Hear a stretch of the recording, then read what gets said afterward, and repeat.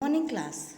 This video is for class 5 computer lesson number 3 advanced features of word processor. Let's start. Format painter. Use the format painter on the home tab to quickly apply the same formatting such as color, font style, font size and border style to multiple pieces of text or graphics.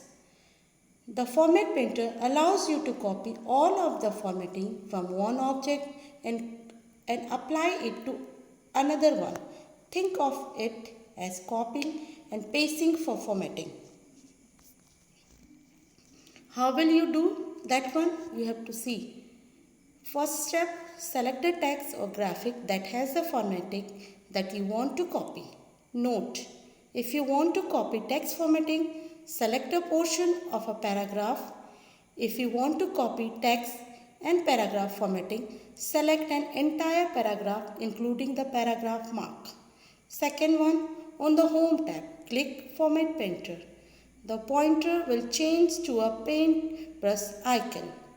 Number 3. Use the brush to paint over a selection of text or graphics to apply the formatting. This only works once. To change the format of multiple selections in your document, you must first double-click Format Painter. To stop formatting, press ESC key. Superscript and subscript.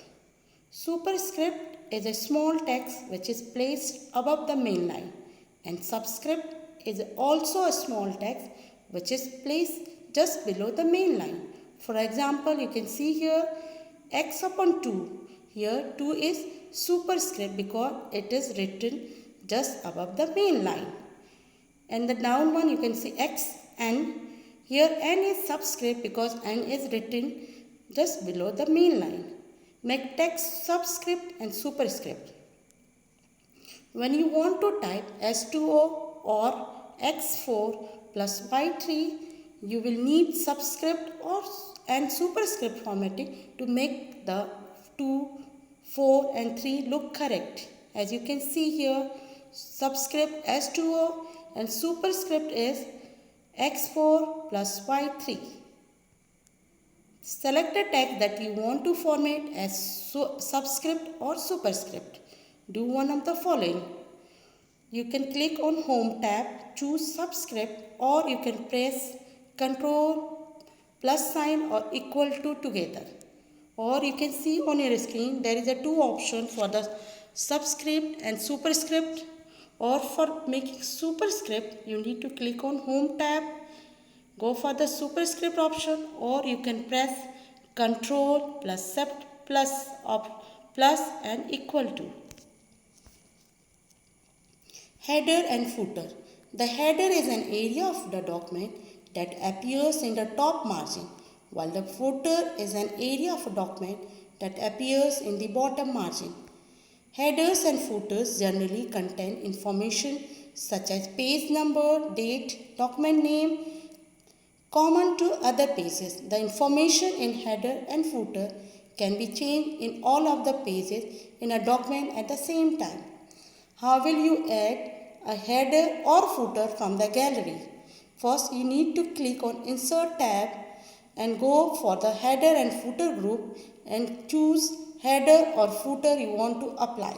Click the header or footer that you want to add to your document. To return to body of your document, click Close Header and Footer on the Design tab under Header and Footer Tools. Next topic is inserting columns. Sometimes the information you include in your document is the best displayed in columns. Not only can column help improve your readability, but some types of document like newspaper, articles, newsletters and flyers are often written in column format. Word also allows you to adjust your column by adding column break. How will you do that? Select the text you want to format. Next, select the page layout tab, then click column command. A drop down menu will appear. select the number of columns you want to create. The text will format into columns. Page break. When you are typing a document, Word automatically adds a page break at the end of each page depending on where you set your margins. However, if you want to add a page break somewhere else, for example in the middle of the page, so that later you can add a drawing or graphic, you can insert a manual page break. You can always delete a page break that you have added, but you cannot remove one that Word automatically adds at the end of each page. Click where you want to start a new page. How will you do that? Click Insert, go for the page break option. As you can see in your screen, to see exactly where you have added a page break, turn on the non-printing formatting character by clicking Home and choose Paragraph, then go for the option Show and Hide. The page break will look like this, as you can see in your screen. Thank you class.